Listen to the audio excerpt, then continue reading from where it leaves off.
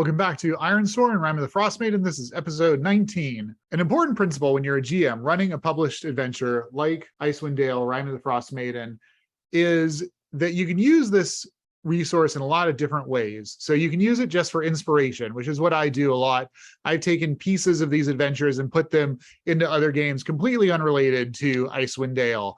And if you want to run it as written, you can also make changes to it as you go so that it fits more with the story that you're interested in. You don't have to run it exactly as written. So in today's adventure, as written, there is 2 intelligent wolves that can speak, and there is a woolly mammoth that can also speak, and they are kidnapping people. But in my vision of Icewind Dale through Ironsworn, I don't have like that powerful of magic floating around. So these are somewhat intelligent wolves, but they can't speak. I want to tie this adventure in with the overarching big bad guy of Ravison the Frost Druid, who is going around awakening all of these creatures to wreak mayhem and to conduct human sacrifice. So instead of a woolly mammoth, I have a frost druid in here, still maintained the wolves, but made some other tweaks so that it fits with the narrative better. When we last saw Karl and Haf, they were on the road from Goodmead to Dougan's Hole. They're going to try to make camp and rest up. Okay, with a 9 out of 10 on the challenge dice, they completely fail to make camp. I think that it is because a blizzard whips up and they just can't set up their tent. So they keep on progressing down the road. I think they actually end up getting a bit lost. And it is in this lost state when a couple of large wolves emerge from around a snowbank. One of these wolves is limping, and the other one has a scrap of parchment that seems to be tied to a bit of its fur. Karl and Haf look at the 2 of them, look at the wolves. They're in this terrible driving blizzard. It looks like these wolves are maybe injured. It doesn't look like they want to attack just yet.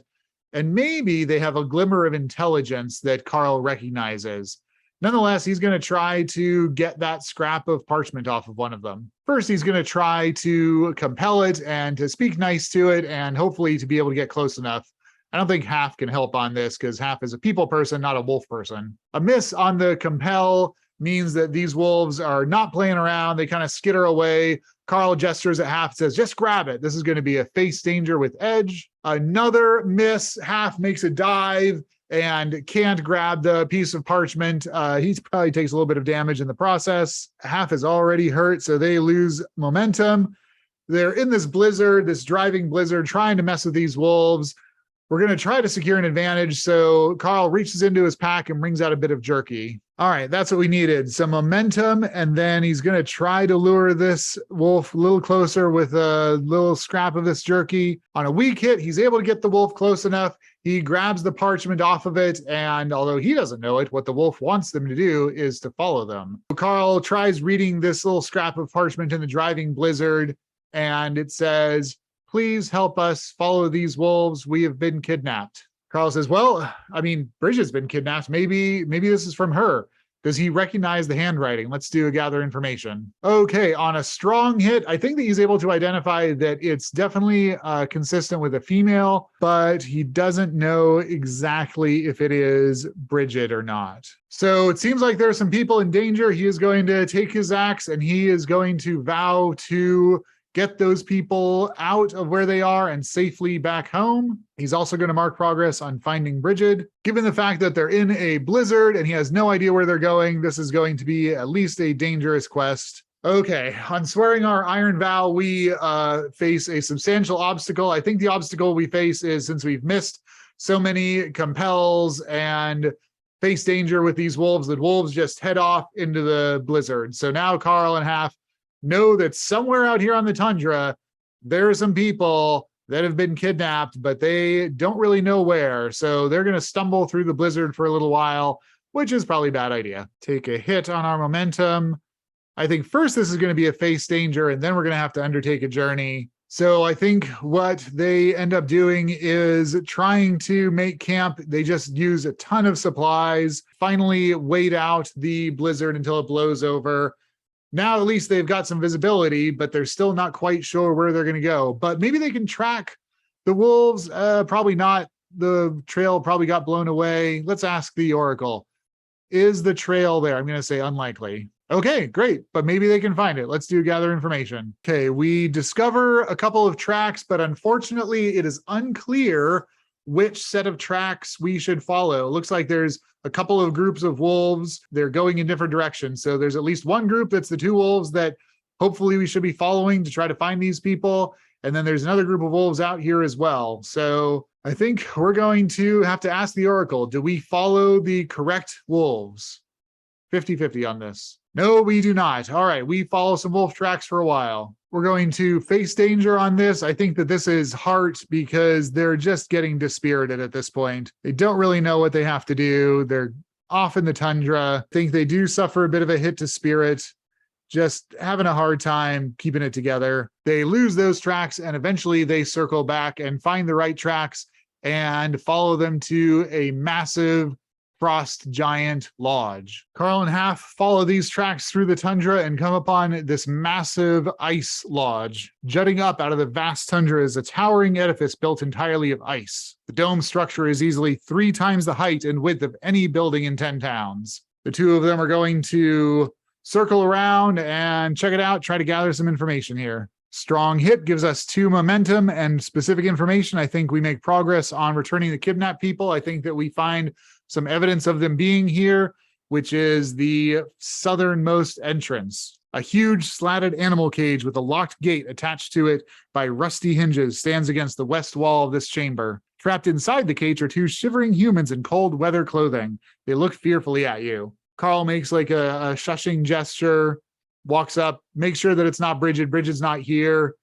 He looks at the mechanism. He's like, we're gonna get you out of here. Is there anybody else here? And the two of them kind of look fearfully at each other. The girl has little pointy teeth and long braids. She looks up at him and she says, yes, sir, there's a horrible druid, a frost druid who worships oil. Karl's like, oh, that sounds bad. He's like, was there another girl with you? Was there a girl? And he describes Bridget. The girl in the cage shakes her head. I was like, okay, well, we're going to get you out of here. This is going to be a face danger with stealth. Okay, I can't afford to get a miss here, so I'm going to burn all my momentum to at least get a weak hit and try to get them out. This is definitely stressful for Karl. He knows that there's a frost druid somewhere around here. Fails his endure stress, takes a hit to momentum, and also has to mark shaken. He is definitely worried, but hey, we're going to get these kidnapped people out. So he manages to get the cage open, doesn't alert anybody, and he's going to get them out. And all right, Bridget isn't here. His goal is to get these people out of here. I think he's got to make sure for himself that Bridget isn't here. So he tells Haf to stay with these two, and he's going to try to creep around the rest of the lodge and see if there's anything to see here. He's going to go in the northern chamber first. A sour stench of decay fills your nostrils. Lying on the ice-packed ground is the frozen corpse of a whale, crudely butchered.